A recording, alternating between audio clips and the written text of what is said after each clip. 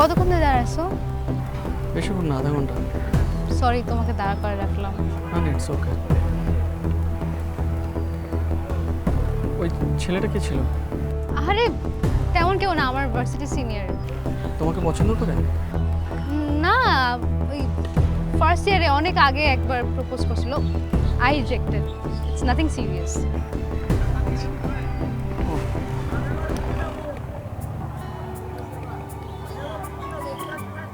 একটু নষ্ট হয়ে গেছে, আমি তোমার জন্য একটা ফুল আনছিলাম।